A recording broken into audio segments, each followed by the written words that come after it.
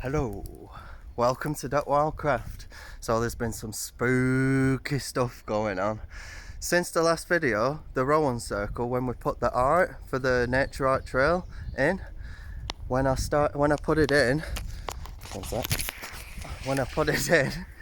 everything started to rumble. The trees were going ooh,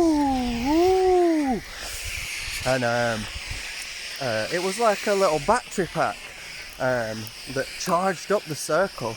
The thing is with a Rowan, it's powerful. They put it near stone circles and all that sort of druid literature and stuff like that.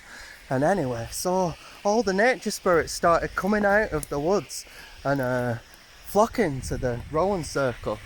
And they were coming in waves and having like little parties and charging up the circle, and all of a sudden it all set on fire. And then just waiting for that to run out for dramatic effect, then the cabin roof blew off. Look, oh man. So the cabin roof, look, and all the wood has been burnt round the Rowan circle, but look, all the trees, all the Rowan trees, they're okay. There's a few of them that got a bit scorched from the fire, but the roof of the cabin, it just blew off into a different part of the wood, so maybe we can salvage that, but looks like we'll have to repurpose this, and I've got the perfect idea. Wildcraft, the page, obviously it's to do with wild food and nature connection, so I'm going to put a woodsy wild food kitchen. I bought a cauldron for it the other week, so we'll get that going. Obviously, right, that was just a story that I made up, but I can use this creatively. What the end of the story, I just said it blew off over into another side of the woods. So what I can do is lead a workshop, Woodcraft workshop, to do with log cabin joints, and but as part of the nature art trail, we can get some people together and do something cool up there, as part of the stories. If I've just started up a group for creative types, and anyone who just wants to get involved with making the nature art trail up here, it's called the Boggarts of Wildcraft Wood, so just add yourself to that on Facebook if you're interested in the project. Wildcraft's the page, obviously, and you can have a look at what the ARC project was. We are the arc.org. It's Mary Reynolds' beautiful little thing that she's set up, and so I'll be putting resources in the Boggarts of Wildcraft Wood group of how to set up your own Wildcraft lodge. This was born out of my my tight-fistedness of not wanting to pay $1,000 to do 3 days on a forest school course to get a certificate. So I found out you can, for free, you can use the John Muir Trust you send off a proposal with your curriculum of what you're going to do for the award, and they either accept you or don't for an award provider for the community. And it's about ecology and conserving your local wild places. John Muir were the chap who set up the first National Trust, the first protected wild space in the world. So that's what it is. So I'm going to be putting things called doc ops up on the group, and doc ops are little missions that and objectives that we can do. Say for example, well, the nature art trail is just one of them, but I was speaking to So the Boggarts of Wildcraft Wood is like, you know, the groups that to do with parks, friends of Stubby Park. And I met, I can't remember her name, but I'll be speaking to you over the page. I met a member of Friends of Stubby Park the other day, and they managed to set up an allotment space at the back of some people's house that's connected to the park. Now some people have just like expanded the garden, but most of them have used them as to grow their own food. And we're in the conversation that we're having. I was like, oh yeah, everyone used to grow food in the garden, and it wasn't until the Industrial Revolution kicked off that people just started putting flowers in the garden. It was a status symbol. It was to say, oh, look at me, like I don't even have to grow food in my garden, look how I'm balling, I'm straight balling.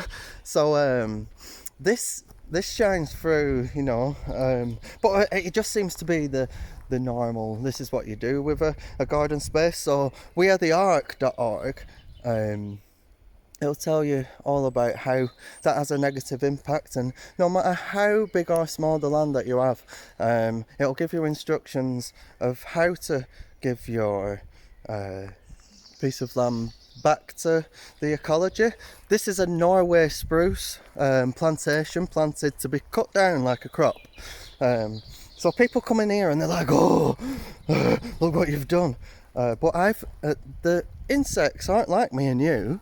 They're specialists, not generalists. So, say for example, hazel has some moths and insects that'll only be able to live on hazel, because over time the insects have developed with the native plants and flora and trees that are British. So anything that you put in your garden or that is not native, like these trees, it doesn't help out the ecology. They can't eat it. I saw a group of photographers up the road the other year, and they're all waiting outside an elm tree, and I was like, what are you doing? Oh, we're just waiting for butterflies. I said, oh, there's loads of butterflies up there. It's like, no, you can only see this butterfly on the elm tree. You know, so this is what all these native trees are for. And it's another one, it's free, you can use. So John Muir Trust award curriculum is free. We Are the Ark, that's instructions of how to rewild a place, set up a forest garden, look after your local ecology basically. And then what have I just said then? My specialty is foraging, so I think it'd be cool. In the water they had these things called county herb committees, and they mobilised, because our ships coming in were getting bombed and stuff. We couldn't get resources in, like oranges and lemons for example, because we don't grow here. So these county herb committees were set up, and so they mobilised schools, institutions, Cub Scouts groups to go forage stuff for the war effort. And so rose hips I think they've got 20 to 40 times as much vitamin C as an orange. So they were collected and sent to drop-off points, and then made accessible, cheap enough for pharmacies in your local pharmacy. So it was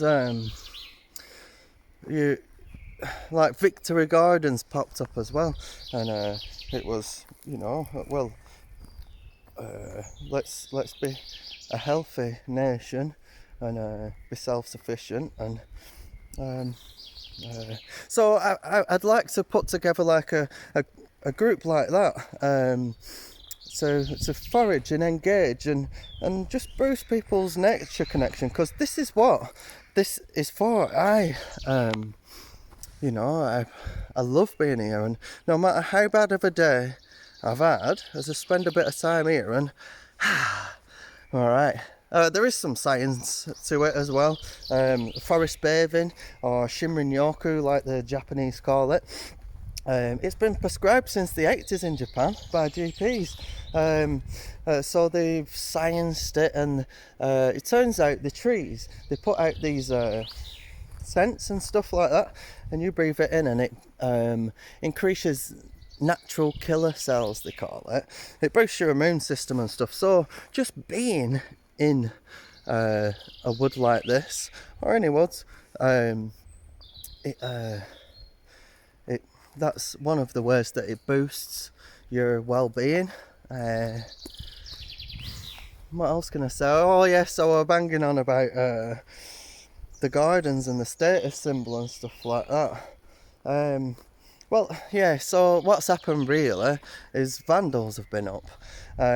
Over the last couple of weeks, people have been coming up and having parties and stuff, and I spoke to one of the big groups that come up, and just said, well, that's what it's there for people to use. And people have been coming using it like a treasure hunt for the families and things like that, and I think it's awesome personally.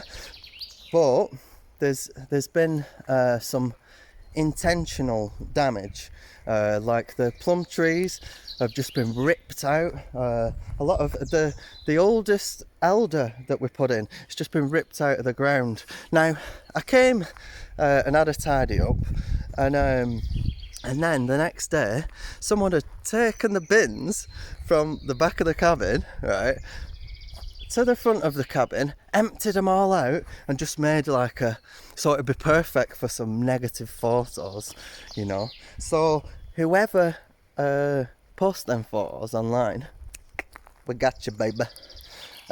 So this happened.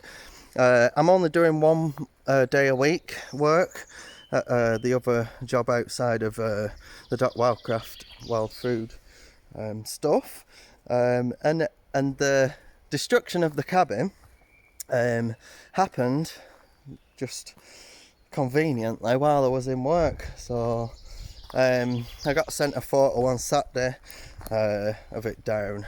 But like this is just a decoy. This is nothing but like a temporary piece of art. If you look on the page, the events that I did with Fiona last year, they're all revolving about temporary pieces of art, making circle out of stuff that you forage, and then at the end of it destroying it and making talismans out of it.